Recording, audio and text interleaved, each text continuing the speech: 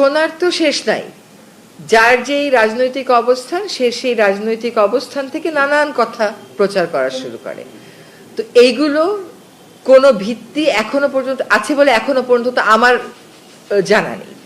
প্রথম কথা হচ্ছে নির্বাচনের পরিবেশ গ্রহণযোগ্য কিনা, এটা আপনি কয়েকটা আঙ্গিকে দেখতে পারেন। একটা হচ্ছে নির্বাচন পরিচালনার জন্য যে কাজগুলো অন্য সকল নির্বাচনে নির্বাচন কমিশন করে, সেই কাজগুলো করা শুরু হয়েছে কিনা, সেই কাজগুলো যথাযথভাবে চলছে, মনোনয়নপত্র যাচাই বাছাই করা হচ্ছে এবং প্রার্থীরা বিভিন্ন দলের খুবই আগ্রহ উৎসাহ নিয়ে এগুলোও মনিটর করছেন। কোথাও কোনো ব্যত্যয় হলে তারা সে কথাগুলো বলছে।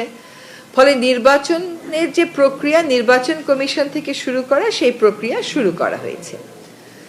এখানে মানুষকে উদ্বুদ্ধ করতে সংস্কৃতি মন্ত্রণালয় এবং তথ্য মন্ত্রণালয় একসাথে কাজ করছে।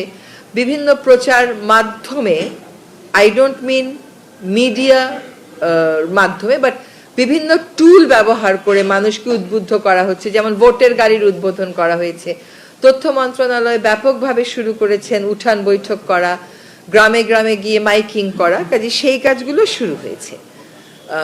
নির্বাচনে কোনো রাজনৈতিক দলকে কিন্তু এরকম দেখছি না বলতে পরিবেশ নাই নির্বাচন করব না। কাজে আমি কেন ধরে নেব যে পরিবেশ নাই? এখন পরিবেশ গ্রহণযোগ্য আপনি কোনটাকে বলবেন? অবশ্যই there is a force working.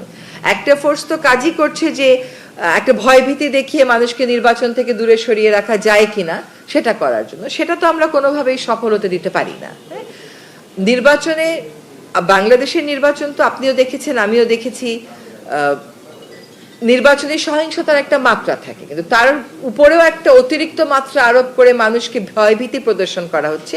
সেজন্যই আপনাদের কাছে আহ্বান করছি, মানুষকে ভয়ভীতির পরিবেশের ঊর্ধ্বে নিয়ে আসা আমাদের দায়িত্ব। জনগণ ভোট দিয়ে তার প্রশাসক নিয়োগ করবে, তার শাসক নিয়োগ করবে। আপনি গণমাধ্যম হিসেবে গণতন্ত্রের ভিত্তি রচনা করার জন্য মানুষকে সেই কাজে উদ্বুদ্ধ করবেন। কাজে আপনার প্রশ্নের সহজ উত্তর হচ্ছে যে এখনো পর্যন্ত পরিবেশ আমার কাছে গ্রহণযোগ্য বিবেচিত হচ্ছে। যে কাজগুলো করার কথা সেই কাজগুলো আমরা করে যাচ্ছি। রাজনৈতিক দলগুলো উৎসাহ নিয়ে নির্বাচনের কাজে অংশগ্রহণ করছে। কাজে পরিবেশ গ্রহণযোগ্য না এই কথাটা বলবো না, তবে একটা ন্যারেটিভ বা বলার কোনো সুযোগও নেই। একটা ন্যারেটিভ করার চেষ্টা করা হচ্ছে যে না, এখানে আইন শৃঙ্খলা পরিস্থিতি বা এই কারণে নির্বাচনটা শেষ পর্যন্ত হবে না, এটা মনে করার কোনো কারণই নেই। সরকার নির্বাচনের একটা ক্লিয়ার রোডম্যাপ দিয়েছে। নির্বাচনের, সাধারণ নির্বাচনেরও ক্লিয়ার রোডম্যাপ আছে, আপনার গণভোটেরও ক্লিয়ার মেসেজগুলো আছে। কাজে নির্বাচনের দিকে দেশ অবশ্যই এগিয়ে যাচ্ছে।